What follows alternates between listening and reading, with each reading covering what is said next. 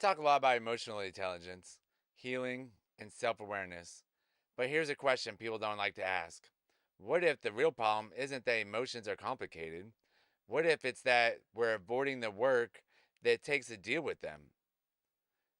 Welcome back to the Marcus Allgood Show. I appreciate everybody watching, listening, and sharing the show and getting it out there. If you like the show, give us a 5-star rating on the podcast or like and subscribe on YouTube. Today, we're going to talk about how most people are emotionally lazy. And let's get into what emotional laziness means. Emotional laziness doesn't mean someone is a bad person. It means they avoid difficult conversations. We all do that. Suppress feelings instead of processing them. Blame emotions on others instead of understanding them. Repeat patterns without reflection. So, emotional maturity requires effort.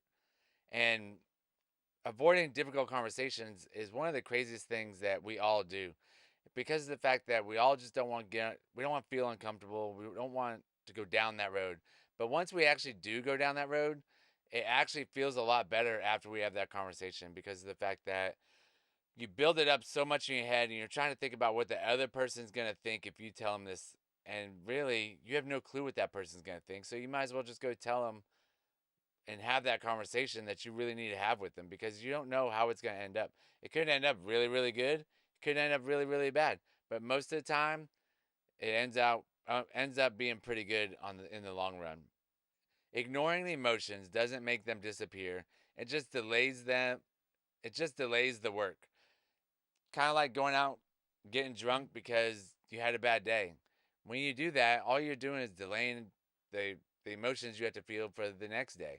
Or if you go get drunk and you have a hangover and you start drinking again, you're just delaying that hangover for the next day. It all works the same way. It's best just to deal with the emotions right away. Why emotional work feels hard? Oh my god, just a lot of times it just feels draining and it just feels like it's just like, ugh, I don't want to do it. But processing emotions requires things most people resist. It's gonna Most people resist self-reflection, vulnerability, accountability, patience, uncomfortable conversations, and the self-reflection is one of the hardest things that we all have to do. And when you're getting into self-reflection, it's hard to think about yourself and how you're feeling and how you can change, how you can change the feelings that you have, or having that hard conversation with yourself is really, really hard for people to do. A lot of times when you go out and you talk to a therapist or you talk to a friend, it's easier to talk about them. Well, not a therapist, but it's easier to talk about them than it is about you. But if you're hanging out with the right people, they can ask you the right questions to bring out the better side of you, to be able to self reflect on yourself by having those questions out there that you can answer. And just a lot of people don't like being vulnerable because of the fact that they think that other people are going to look down on them or judge them or just not be friends with them anymore. It's really hard to figure out what people can accept with who you are, and will you still fit into their life or they'll still fit into your life after you tell them, after you become vulnerable with them. Avoidance is much easier. So people distract themselves with busyness, entertainment, doom scrolling. We all do that. Blaming others. Blaming others is probably one of the easiest things to do. So avoidance feels easier today, but it always costs more tomorrow. And, trying to stay busy and go to do entertainment instead of handling your emotions right away, it's just delaying it over and over and over for the next day. Get out there, handle the emotions and move on. So how emotional laziness shows up. So you're probably going to recognize some of these patterns. Shutting down during conflict, reacting instead of responding, refusing to apologize, repeating the same relationship issues, bottling up feelings until they explode. And that's one of the last one's one of the hardest things that it is. It's hard to deal with a person that bottles their emotions up and then blows up on you at the very end. It's just like it'd be easier just to get the emotions out throughout time instead of bottling them up because a lot of times things are said that you can't take back and that you're going to regret after you say them. So if you're the person that bottles up your feelings, try and release the feelings before you have to explode because of the fact that you don't want to do damage that you could have avoided by blowing up and just going crazy on that time. And always just apologize. Just take one on the chin. It's okay. I mean, I'm not a huge believer in saying sorry for everything because, if you're truly sorry, you probably wouldn't have done it. But there are some mistakes that we do that you do need to apologize for. And then, reacting instead of responding, just respond back to the other people. So these patterns don't come from a lack of emotion. They come from a lack of emotional effort, just putting in the time. Emotions aren't the problem, just avoiding them are.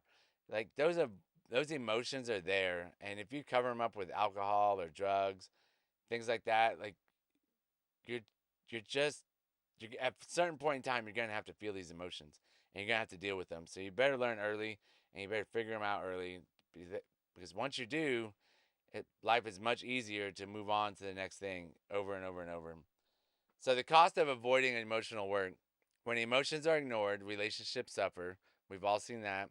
Communication breaks down, resentment builds, stress increases, self awareness stops growing.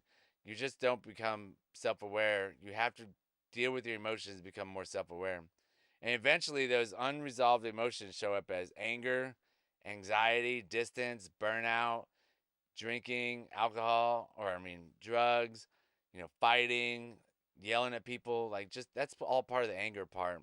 And you definitely don't want any of these four to get in your way just because you couldn't handle some emotions. So, what you avoid emotionally eventually controls you. It's going to come after you, it's going to look really bad, and it's going to take somebody to actually tell you what's actually going on with you, which is an uncomfortable conversation, and it's up to you to decide whether you can have that conversation with that person or not. So, what emotional immaturity actually looks like is emotional mature people pause before reacting. A lot of times, I think before I say something, I have to really think about it. There's times where you don't fire off that text and you don't. There's sometimes I do, and I'm like, I probably should have waited. And then there's also times where you should wait 24 hours, see if it's still that big of a deal or not. And if it is, then go ahead and text the person or talk to the person that needs to. Listen before defending. Admit when they're wrong. Take responsibility for their feelings. Seek understanding instead of winning arguments. I think admitting when you're wrong is one of the biggest things that you could do to strengthen relationships and become a better person. Because if you can't admit when you're wrong, because we're all wrong, so you might as well just admit it. If you can't do it, you got a long road ahead of you. So this all takes practice. It's not about being perfect. It's about being intentional. Emotional strength isn't about hiding feelings. It's about handling them. Like take control of them, become at peace with them, and go through them. So how do we stop being emotional lazy? Practice self-reflection. Ask yourself, why did that reaction happen? Have the hard conversations. Avoiding conflict often creates bigger problems later. And I've actually learned over the past couple of years to have those hard conversations with employees and the spouse and the kids and, franchises, things like that. Like you got to take ownership of it and go for it. Take ownership. Your emotions are yours to understand. Only you can really understand your emotions and how you're feeling. So take ownership of them and be proud of them. Slow down your reactions. Responding thoughtfully is a skill. Think about your reaction first. Don't just fire off that text or fire off that email. You're probably gonna regret it if you just fire off like as soon as you get one and just go blah blah blah. Just word salad out. Stay curious. Understanding emotions builds stronger relationships. Always talk to other people, find out what they're feeling, find out what you're feeling. Ask yourself. Talk in the mirror to yourself if you have to, or even type up some questions. Ask your brain a bunch of different questions, and your brain will find some answers at some point. So the closing challenge for this week is pay attention to how you handle emotions. Do you face them or do you avoid them? Do you communicate honestly or do you shut down? Emotional growth isn't automatic, it's a choice. Handling emotions takes work, but that work builds stronger relationships, stronger character, and a stronger life. And I appreciate everybody listening. That's the pod. If you want to talk about this more, reach out to me on Facebook, Instagram, or YouTube. And I appreciate everybody watching. Thanks a lot. Bye.